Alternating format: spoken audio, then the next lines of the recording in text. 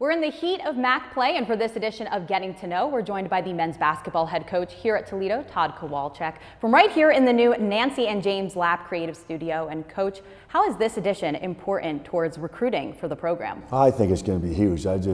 Brian Blair had the vision for this, and it came out great. I think it certainly will open some eyes when recruits walk on campus. Clearly a state-of-the-art facility.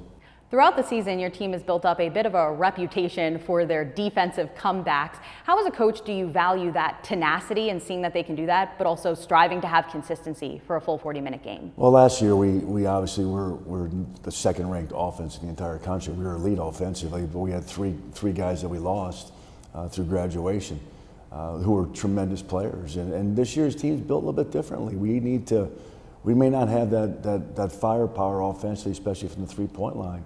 But it's a team that can grind out wins, that defends, that plays the right way. We still don't turn it over. We still take good shots. Our formula hasn't changed a whole lot. Your team also is very young this season, so who's a player to you that stood out in their development up to this point? Well, clearly Javen Simmons. I mean, he's been the most productive freshman in the league. His consistency has been unbelievable, and the best part about him is his coachability. Can't say enough good things about him. Sonny Wilson, a starting point guard. That's a tough task to ask a freshman to come in and play 30 minutes and start on a championship caliber team, by the way. And then Sam Lewis and Bryce Ford, two more freshmen are playing extensively off the bench. So we're playing four freshmen a lot of minutes, and that's very, very rare at our level. For yourself personally, before joining the Rockets, you built up the program at Green Bay, but you also coached at Marquette under Tom Crean. What do you feel like is the greatest piece of advice that he gave you that you add to your coaching style today? I can tell you this, I thought I was 33, 34 years old. I thought at that time I was prepared to be a head coach. I was not until I worked for him.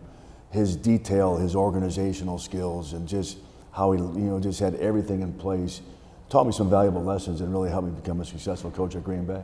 Here in Toledo, your son is also having a great season at St. John's. And I have to know, is basketball a conversation topic that's allowed at the dinner table? It is.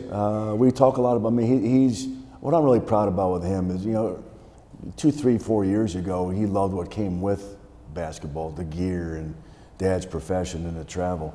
Now he's all about the grind of it. He works as hard as any guy that I've been around. He beats me out of the house, in the morning when I go to yoga, he's going to shoot. And he's enjoying the process of becoming a really good player, and because of that, he's going to be a good player. I always end these segments off with a little bit of rapid fire, so I want to get to know a little bit better. First of all, what is your favorite outdoor activity, since I know you have a cottage? I'm a big wake surfer, addicted.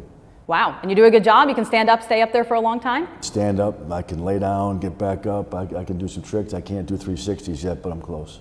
All right, that's impressive. Who do you feel like is the most underrated basketball player that you've ever seen play? Maybe the most underrated person I've had a chance to be around is probably a guy named Travis Diener at Marquette. Was a tremendous player.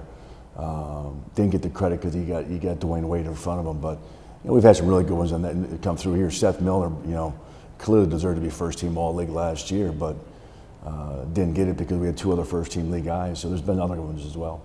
And when you're not watching film, what is your guilty pleasure show that you're watching? I watch ABC News.